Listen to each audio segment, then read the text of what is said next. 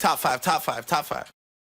Ladies and gentlemen, welcome to the countdown. We're ranking the top 5 point guards in the NBA right now. These are 5 bucket getters. Not only can they put the ball in the bucket, but they can also dish out assists to the best players to also score for the betterment of the team.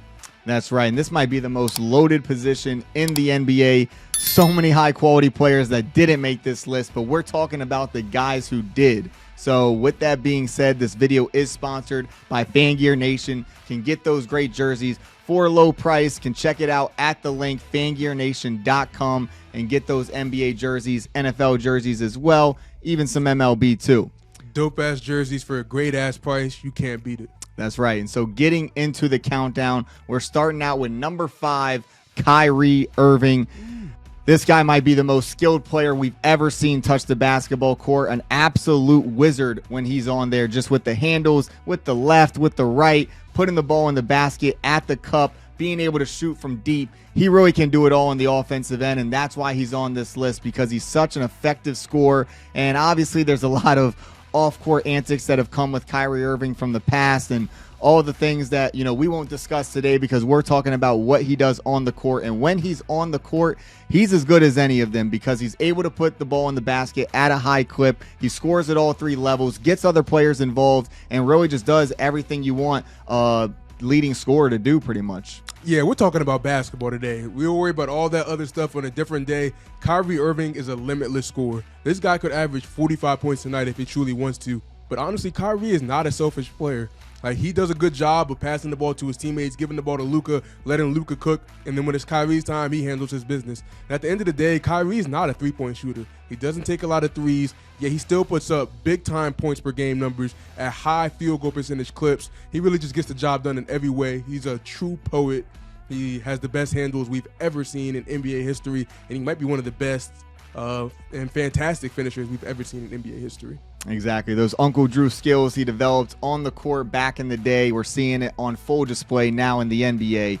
But getting into number 4, we have Shai Gilgeous-Alexander. Probably a surprise earlier in the season, Brandon, to see him up here. Yeah, I don't think a lot of people expected Shai Gilgeous-Alexander to average 30-plus points per game this year. I wasn't expecting it at all. But, I mean, this is a sit-sits guard who can play the 1 and the 2 position if it comes down to it. Might even the 3, too. Maybe even the 3. And I guarantee you, I don't care who's on this list, of all the point guards in the NBA, he has to be the best defender based off his size, his wingspan, and just his willingness to just get the job done.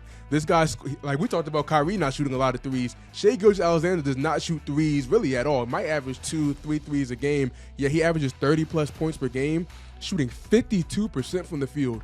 We're talking about a point guard. We're not talking about a small forward, a power forward, a center. We're talking about a ball-dominant, number 1 scorer on their team, shooting 52% from the field, averaging over 30 points per game. That's almost unheard of. Shai Gilgeous-Alexander is not only one of the best point guards in the league, he's obviously one of the most improved players in this league. It's still kind of shocking to see how he got traded kind of early in his career. Obviously, they had to go out and get Paul George. They had to get big-time names. But, I mean, Shai Gilgeous-Alexander is looking like one of the best trade steals of all time.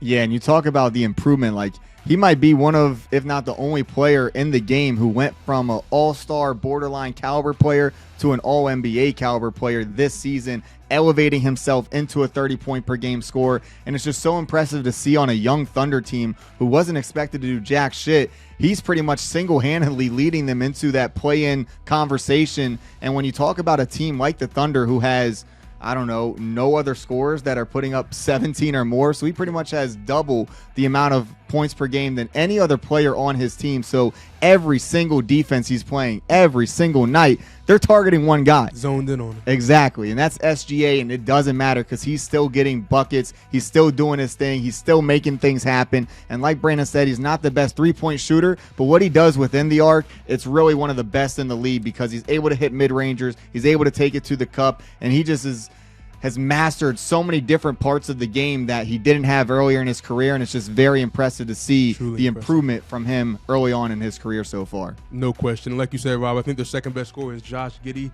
which all of us know that's not Josh Giddey's strong suit, is putting the ball in the basket, making people look silly, hitting big-time shots. He's an all-around player, passer, facilitated the whole 9 yards. So really impressive season by Shai Gilgeous-Alexander. Exactly. He's leading the Thunder, and this guy's leading his team as well. We're talking number 3, Ja Morant in Memphis. already one of the best young players in the NBA and just skyrocketing ever since joining the league as the number 2 overall pick. Really made the city of Memphis his city and is turning his game into one of the most exciting we've ever seen. When you talk about the acrobatic finishes, talk about the highlight reel caliber plays every single night. Crazy. Just the way he's doing it in different ways all the time. It could be dunks, it could be fadeaways, it could be spin moves. It's all these different things, and that's what makes him so exciting.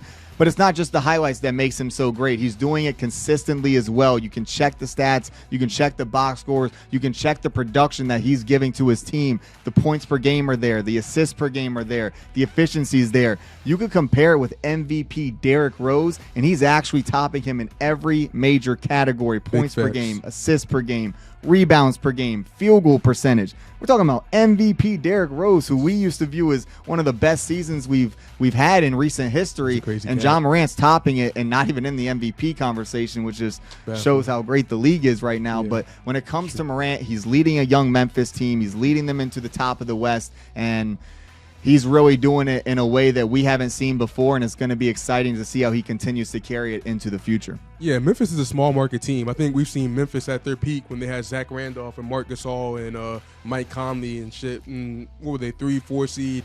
Might make it to the Western Conference Finals, maybe once or something like that, the grit and grind Grizzlies. But usually when you got a guy that gets drafted in the top 3 picks, you expect him to be a franchise-changing player.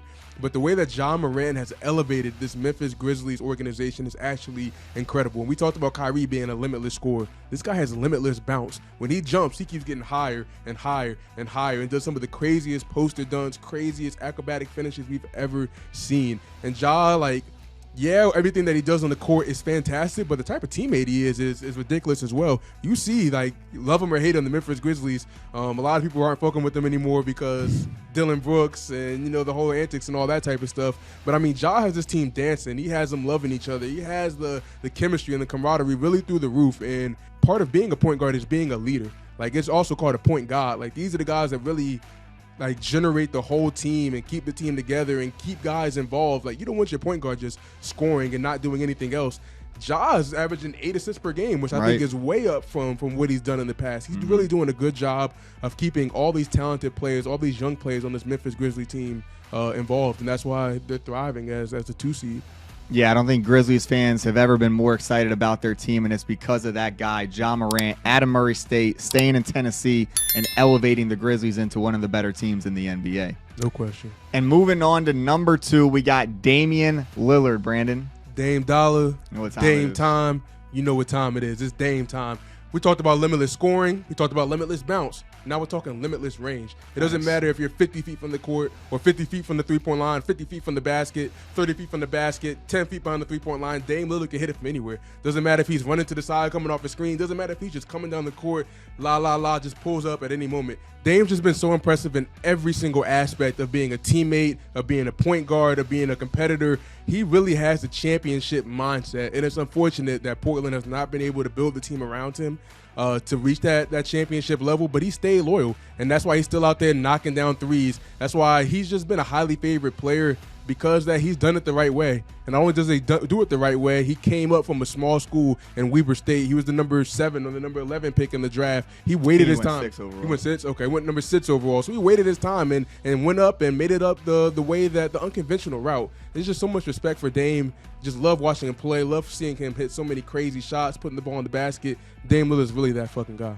Yeah, and you talk about his loyalty. Obviously, Damian Lillard's a great basketball player. Also raps a little bit. One of his best songs, in my opinion, Loyal to the Soil with Lil Wayne, is just the epitome of who he is as a player, because he's been so loyal to that Portland franchise, and it hasn't rewarded him yet from a team winning championship perspective. But I almost think it's inevitable that one day Damian Lillard's going to have that trophy, kind of like Dirk Nowitzki later in his career, someone who deserves it, being loyal to his city, because Damian Lillard is a great leader, like you talked about. And what he does on the basketball court from shooting, it's not just his shooting, because he's able to take it to the cup. He's able to hit mid-rangers. He's one of the best free throw shooters in the league. He knows how to get to the free throw line as well. And he's just one of the best clutch scorers I think we've ever seen. Like, if I had to pick any player in the league 10 seconds on the clock, tie game, down 2, down 3, whatever the situation is, give me Dame dollar, give me Dame time, because more times than not, it's going to go in the basket. We know how cool he is under pressure. We know the poise and,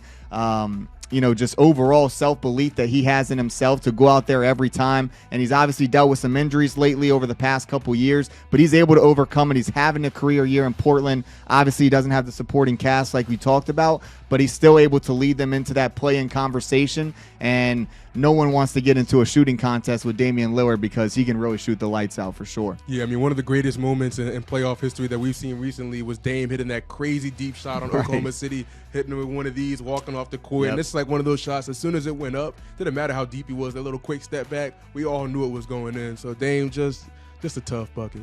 Exactly. And so we go from one of the greatest shooters of all time to the absolute greatest shooter of all time. We're talking Steph Curry at number 1.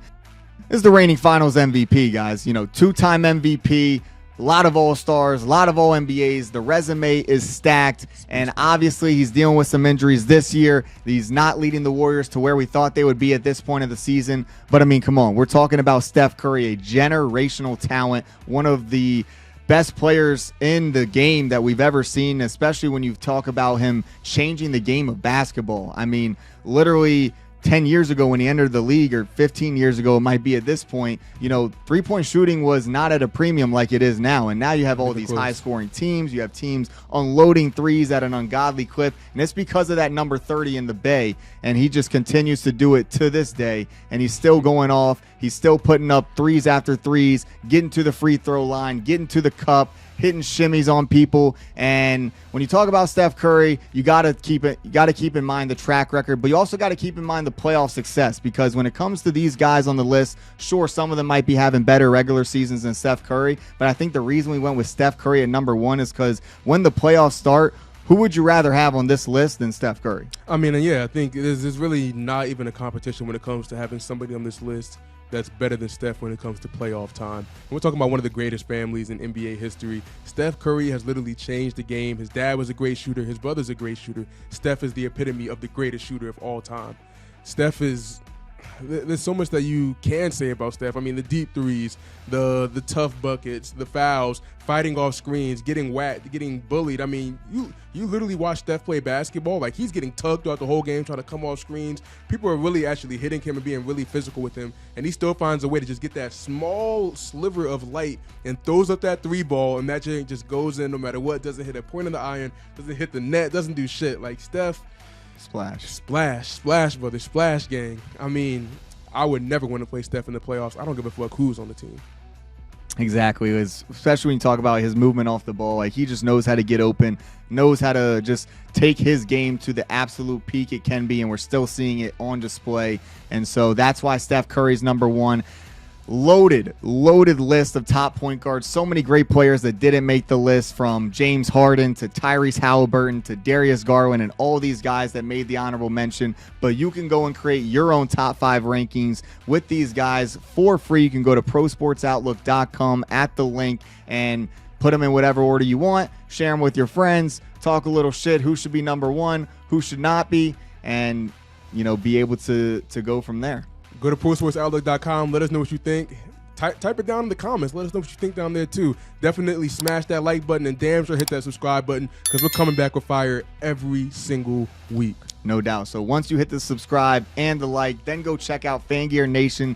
Get those great jerseys for a very great price, and we will see you next time on The Countdown. Let's get it.